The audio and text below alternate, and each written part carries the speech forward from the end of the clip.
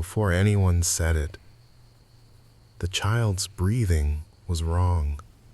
Too thin, too spaced apart, like each inhale had to search for a reason to return. We were already at the edge of what our bodies could survive. The earth had split weeks ago. The river was bone dry. The sky had turned into a white watching eye that never blinked. And still, the child breathed like a weight tied to our ankles. No one spoke. No one needed to. The river had not disappeared in a single day. It shrank, narrowed, thickened into mud. We kept returning to its old path as if memory could refill it. Each time less water. Each time more bones. The last time we came, even the insects were gone. That was when we began looking at each other differently. We found the hidden water by accident. One of us followed the scent of damp earth into rock. There, beneath a narrow cut in stone, water pooled in shadow. Not enough for comfort. Enough for delay. We drank without speaking. We did not celebrate. Because the land around it did not belong to us. To reach the basin again, we would have to cross open land. In the day, the sun would expose us.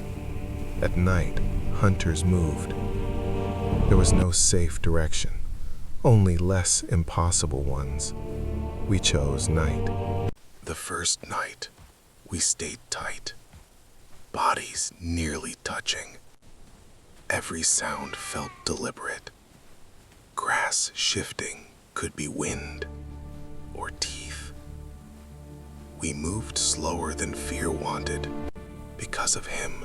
He stumbled before the moon reached its peak. Twice. Each time we stopped. Each time silence thickened around us. Stopping meant scent gathering. It meant time. Time meant death. I began counting our steps, measuring distance against memory, against where we had once seen ribs opened in the dirt. I watched the child differently. Not as a child, as a delay. The thought did not feel cruel. It felt clear. If hunters burst from the grass, they would scatter. Scattering meant speed. Speed meant leaving something behind. The weakest body defined the pace. That knowledge settled itself. Immovable.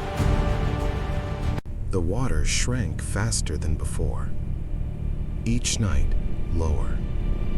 Mud thickened at the edges. Our reflections grew distorted. We began counting more than distance. We began counting value. We slept in tighter circles, not for warmth, for counting. Eyes half open, listening. The child cried once during the day. Every head turned at the same time. I made the decision before admitting it. Not with words, with direction. A slight shift when the grass thickened. A gentle correction when someone drifted. Nothing obvious, just enough. Darkness folds space. Shapes disappear easily. When a predator's distant call split the air, instinct tightened the circle. I did not look back. Not immediately. By the time we realized two shapes were missing, we were already running. Running is louder than thinking. Dust rose behind us. No one turned around. Neither did I. We reached the basin again. Water still there, lower. But there, we drank like nothing had changed. Because something had. No one asked what happened. No one needed to. Silence became heavier than thirst. When I slept, there was space around me, where bodies once pressed close. We survived longer, long enough for the grass to thin further, long enough for the sky to remain empty. Alive, fewer, the circle wider. Every rustle in the dark changed shape.